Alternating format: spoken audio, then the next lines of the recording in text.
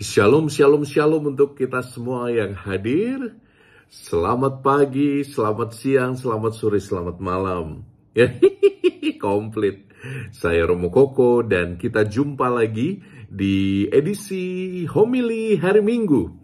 Seperti biasa dalam edisi Homili Hari Minggu ini, Romo ingin membagikan refleksi tentang bacaan Injil yang akan kita dengar. Dan biasanya bacaan Injil yang diwartakan di hari-hari Minggu mengandung kekuatan untuk kita bertahan selama 1 minggu ke depan sampai kita misa kembali. Maka, siapkan hatimu, siapkan batinmu untuk mendengarkan sabda Tuhan, merenungkannya, dan berusaha untuk mewujudkannya. Injil pekan ini diambil dari Injil Yesus Kristus menurut Markus bab 6 ayat 30 sampai 34. Kemudian rasul-rasul itu kembali berkumpul dengan Yesus dan memberitahukan kepadanya semua yang mereka kerjakan dan ajarkan.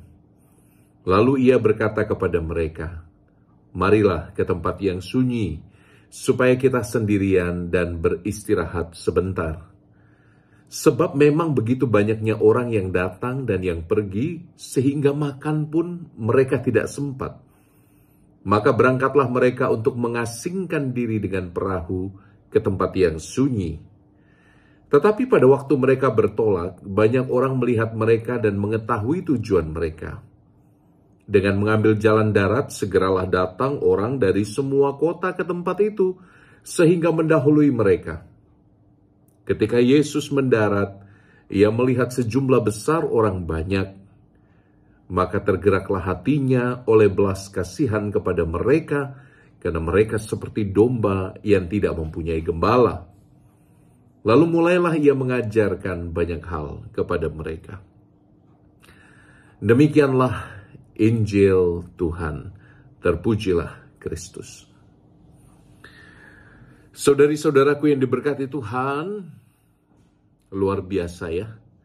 Saya membayangkan bahwa para murid yang begitu padat dengan pelayanan, mengikuti Tuhan, menyembuhkan orang sakit, mengusir setan-setan, bahkan membuat aneka mujizat yang lain. Mereka dengan hati berbunga-bunga datang pada Yesus. Dan yang lebih indah, ketika mereka bercerita tentang apa yang dibuat, Tuhan menyuruh mereka istirahat. Karena Tuhan tahu bahwa selama kita masih ada tulang, masih ada daging, apalagi kalau sedikit besar seperti Romo Koko, ada sedikit minyak-minyak babi di tubuh Anda.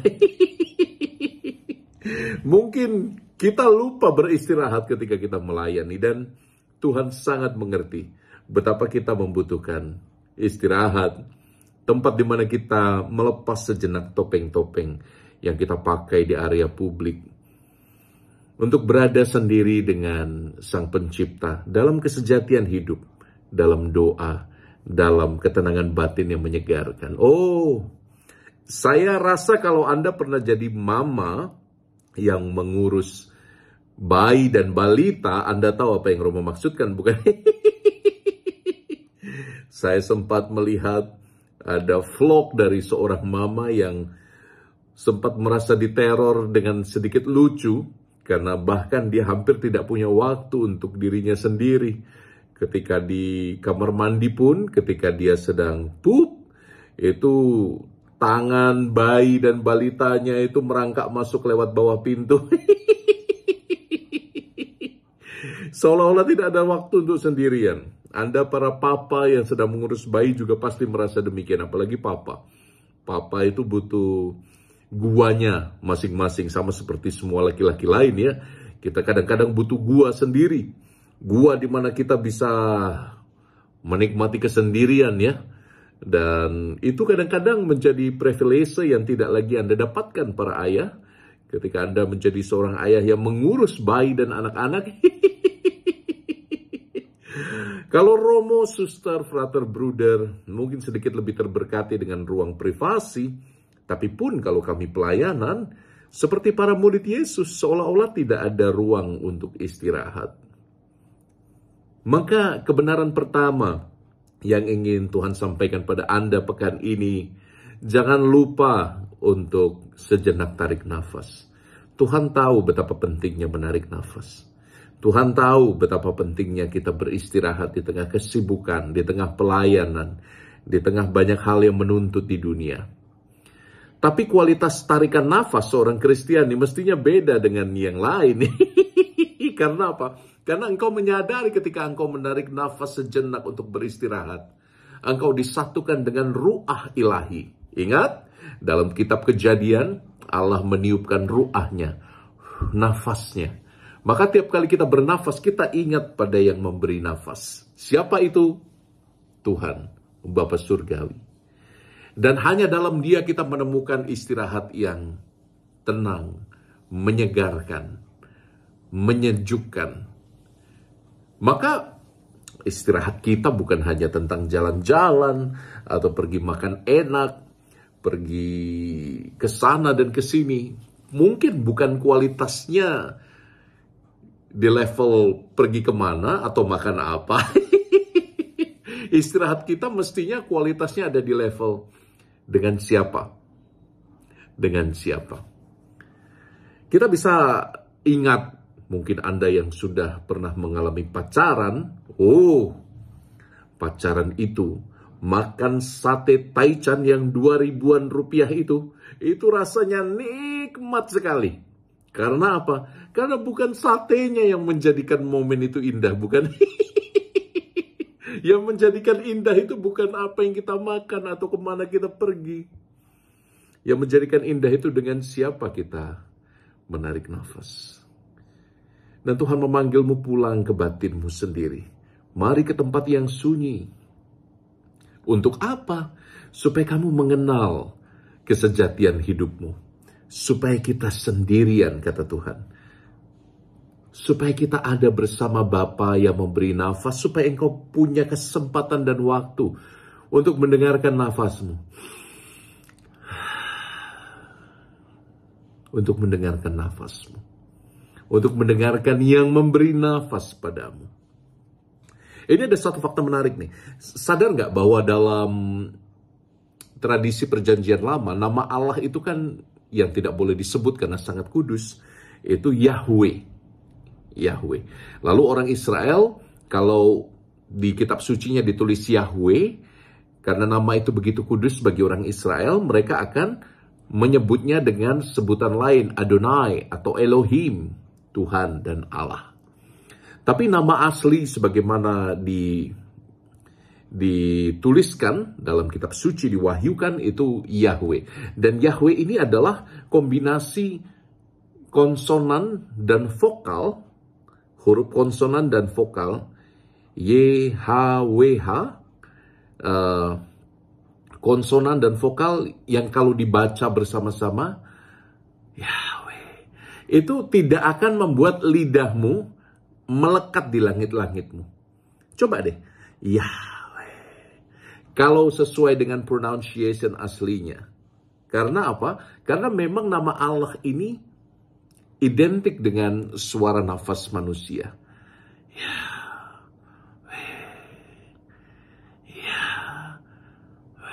Seperti orang menarik nafas dan membuang nafas. Untuk mengingatkan bahwa dalam nafas itulah hidup ditemukan dan Allah mencurahkan rohnya di dalam kita. Isn't it beautiful?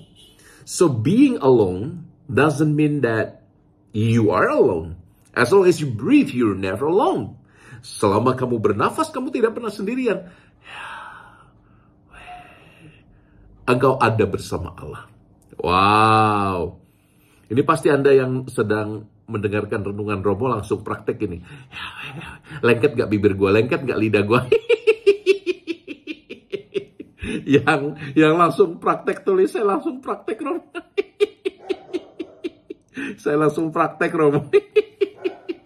Dan itulah, itu misteri nama ilahi yang mengingatkan kita betapa dalam kita dipanggil untuk beristirahat. Kita beristirahatnya bukan di level manusiawi saja. Tuhan menghendaki kita masuk ke level yang paling intim. Ke level being, ke level existential kita. Ya, Allah hadir dalam nafasmu, maka jangan takut merasa sendirian. Justru di sana, ketika engkau sendirian bersama Allah, kepulihan dan istirahat yang paling menyegarkan ada di situ. Coba deh, oke? Dan itu bisa Anda mulai saat ini juga. Coba dilihat, sebab memang begitu banyak orang yang datang dan pergi sehingga makan pun mereka tidak sempat. Jadi kadang-kadang hidup kita itu saking penuhnya, makan pun tidak sempat. Kalau Romo pergi pelayanan, ini mungkin kebalikannya yang terjadi. Disempatkan sekali untuk makan. Karena apa? Tiap kali misalnya saya keliling untuk memberi homili, memberi renungan dalam KRK atau dalam kesempatan-kesempatan publik, biasanya panitia itu langsung akan, ayo Romo kita pergi ke sana, ayo Romo kita pergi ke sini. Tapi Romo ingatkan sekali lagi, beristirahat itu bukan tentang makan apa, bukan tentang pergi kemana pertama-tama, tapi tentang mendengarkan nafas ilahi yang ada dalam dirimu. Itulah panggilan untuk istirahat kita. Oke? Dan lihatlah betapa para murid dan Tuhan Yesus dikejar luar biasa itu. Waduh. Tuhan Yesus itu sudah naik perahu untuk mengasingkan diri bersama para muridnya. Tapi beritanya bocor. Padahal belum ada sosial media di situ ya. Waduh, akhirnya ketahuan nih Tuhan Yesus mau pergi kemana. Lalu apa yang terjadi teman-teman? Yang terjadi adalah berbondong-bondong orang datang dari semua kota ke tempat di mana Yesus akan pergi dengan perahu itu. Sehingga mereka mendahului mereka, ayat 33. Dan ayat 34, ketika Yesus mendarat, ia melihat sejumlah besar orang banyak. Dan ini yang menarik. Dan ini poin kedua dari renungan minggu ini. Yesus melihat sejumlah besar orang banyak, maka tergeraklah hatinya oleh belas kasihan kepada mereka, karena mereka seperti domba yang tidak mempunyai gembala. Teman-teman yang terkasih, dari zaman dulu, rupanya orang sudah tahu bahwa saat kita berjumpa dengan Yesus, kita mendapatkan kekuatan, kesembuhan, kepulihan. Semua yang baik mengalir dari Yesus Kristus Tuhan kita. Dan orang mencari Dia. Apakah ada kerinduan dalam hati kita saat ini untuk lebih mengenali Yesus? Atau, oke, saya kenal Yesus kok Romo, saya tahu, saya ikut sakramen-sakramen, saya pergi ke gereja. Tapi apakah engkau mengenal sungguh siapa Tuhan Yesus bagimu? Apakah dari kerinduan hatimu engkau ada semacam api yang membara di dalam, yang membuatmu tidak bisa tenang kalau tidak menyebut nama Yesus setiap kali? Ada semacam kerinduan yang membakarmu dari dalam, sehingga tidak mulut kita selalu berkisah tentang Yesus dan bagaimana luar biasa Ia mengubah hidup saya. Saya pikir kita harus punya kerinduan macam itu ya. Karena sekali lagi yang membuat hidup yang singkat ini lebih indah adalah kebermaknaan. Romo menemukan banyak orang berusaha menemukan kebermaknaan hidupnya dengan menjadi relawan, menjadi aktivis sosial, berkarya sebaik-baiknya, dan itu baik, dan itu indah, dan itu mulia sekali. What a noble things to do, to give your life for others. But one thing that we need to do more adalah punya relasi yang mendalam dengan Tuhan Yesus. Punya relasi yang lebih intim dengan Yesus. Sehingga semua eksistensi diri kita itu terarah terus hanya memikirkan Yesus dalam semua situasi hidup. Saya tahu ini absurd kedengarannya. Romo, kalau saya makan bakso dan saya mikir tentang Tuhan Yesus yang disalib, mungkin saya nggak selera makan, Romo. Romo, kalau saya sedang memandikan anjing, lalu saya mikir tentang Tuhan Yesus, ya nggak nyambung juga, Romo. Oh, bukan itu maksud saya. Adalah baik kalau kita, apapun yang kita buat, apapun yang kita lakukan, bahkan saat Anda tidak melakukan apa-apapun, adalah baik kalau kita menghadirkan Yesus. Tuhan, jadikan saat ini kehadiranku sebagai hadiratmu. Oh, wow, what a beautiful and powerful prayer it is, right? Itu doa yang sangat kuat kuasa. Tuhan, kehadiranku yang saat ini aku ada, yang saat ini aku kerjakan, Tuhan, aku buat untukmu. Oh, itu luar biasa, Tuhan. Bahkan kalau aku nggak bisa buat apa-apa karena aku terbaring sakit saat ini, Tuhan, karena aku sudah renta, aku sedang tidak mengerjakan apa-apa. Tuhan, karena aku sedang sakit, aku harus bed rest. Hadirat-Mu, Tuhan, datang dalam kehadiranku. Aku mohon kepadamu. Oh, itu udah luar biasa. Dan inilah intisari dari mistik Kristiani. Banyak orang berpikir bahwa mistik itu seperti kita harus berpuasa 7 hari 7 malam, harus makan nasi putih dengan garam saja. Mistik Kristiani itu harus pakai kemenyan dan kembang 7 rupa. Enggak. Mistik Kristiani terjadi ketika engkau berhubungan dengan mendalam, punya intimasi yang hangat dengan Tuhan, dan kau menjadikan bahkan kehadiranmu menjadi kehadiran Yesus. Dan itu sebabnya orang-orang punya kuasa menjadi gembala. Coba lihat, hati Yesus tergerak oleh belas kasihan karena mereka seperti domba yang tidak punya gembala. Lihat teman-teman, engkau bisa jadi gembala loh kalau engkau punya relasi yang hangat dengan Yesus. Betul, untuk para ayah misalnya, kalau kau punya relasi yang intim dengan Tuhan Yesus, engkau diubah oleh firman-Nya setiap hari. Hidupmu ditransformasi dengan serius dalam disiplin rohani yang matang dan mantap, dalam kepribadian yang terus-menerus diubah sesuai dengan tuntutan firman Allah. Maka tanpa engkau sadari bahkan, kata-katamu bernas para bapa. Kata-katamu menyembuhkan anak-anakmu dan bukan melukai. Kasihmu akan membahagiakan istrimu. Para bapa, karunia kegembalaan diberikan kepadamu secara istimewa, sama seperti para mama. Para ibu, engkau yang mendengarkan saya saat ini, engkau juga menjadi gembala bagi anak dan bagi suamimu.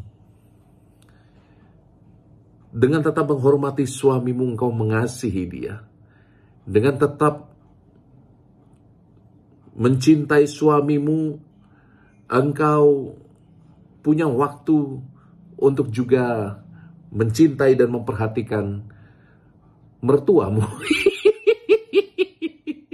Keluarga besar mereka.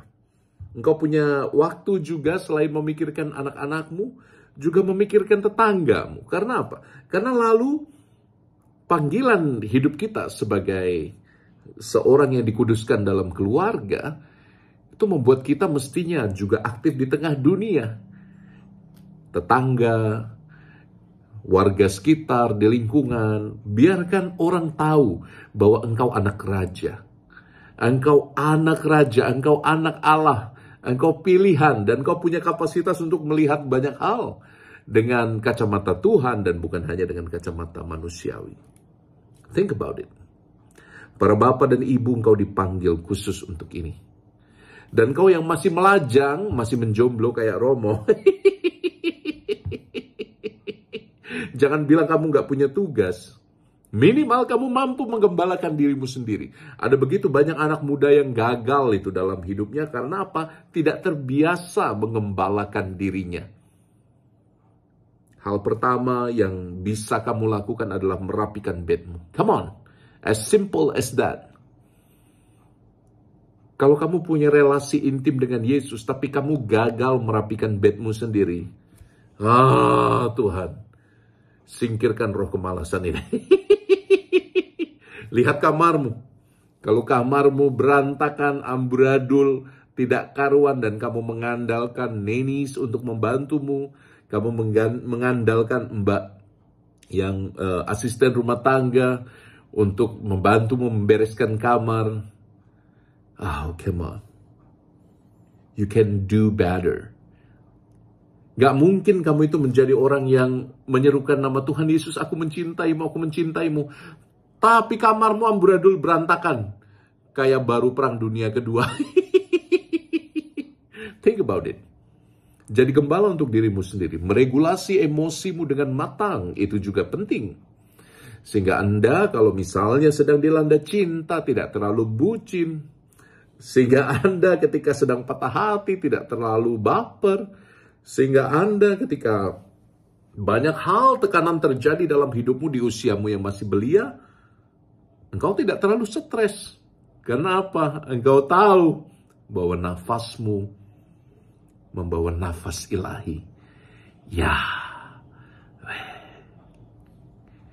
Tuhan memberkatimu, teman-teman. Terima kasih sudah dengarkan Romo. Jadi nanti kalau kamu pergi ke gereja pada pekan ini, kamu sudah tahu bacaannya. Ingatlah 2 poin dari Romo tadi. Apa poinnya? Tulis. Belajar menulis. Oke? Tulis dalam jurnalmu, atau setidaknya tulis di kolom komentar di YouTube channel ini. Tuhan memberkatimu. Kita doa dulu. Dalam nama Bapa dan Putra dan Roh Kudus. Amin. Bapa Surgawi, Engkau memilih kami untuk menjadi anak-anak-Mu. Dengan menjadi anak-Mu ya Bapa Surgawi, kami boleh mengenal karunia keputraan Yesus yang juga menjadi bagian kami. Kami juga diangkat menjadi putra dan putri-Mu. Semoga kami hargai martabat ini. Semoga kami hargai martabat keputraan dan keputrian kami. Sehingga kami sadar benar betapa berharganya kami di hadapan-Mu. Dan nilai harga kami tidak tergantung pada apa yang kami buat, pada apa yang kami makan. Tuhan, tidak bergantung pada apa yang kami lakukan, tidak bergantung pada apa yang orang lain katakan tentang kami. Bantu kami Tuhan, kalau kami merasa letih dengan suara-suara di luar diri-Mu. Bantu kami Bapa, supaya kami mendengarkan suara-Mu yang berharga. Dan supaya kami berani mengambil nafas sejenak, beristirahat di dalam Engkau. Dan semoga hidup kami boleh jadi berkat terus-menerus. Supaya hati kami tergerak juga oleh belas kasihan. Tidak hanya pada diri kami sendiri, tapi kami belajar keluar dari diri kami. Kami belajar untuk menyapa orang banyak yang ada di sekitar kami, yang merindukan Yesus. Supaya kami menjadi Kristus yang lain bagi mereka. Sehingga kata-kata kami seperti Kristus, bernas, menyembuhkan, menguatkan, suportif. Supaya tindakan kami baik, indah, kudus, dan mulia. Agar orang banyak di luar sana mengenal Engkau sebagai Bapa kami yang baik. Terima kasih, Bapa. Urapi dan berkati anak-anak-Mu, supaya mereka pada pekan ini membawa Yesus dalam nafas mereka dengan kuat kuasa-Mu. Dialah Tuhan kami, kini dan sepanjang masa. Amin. Tuhan bersamamu. Saudari-saudaraku, engkau diberkati, dilindungi dengan berkat Allah yang Maha Rahim, Bapa dan Putra dan Roh Kudus. Amin. Tuhan sayang padamu. Jangan lupa bagikan video ini kepada banyak orang yang membutuhkan. Tuhan sayang padamu. Ciao.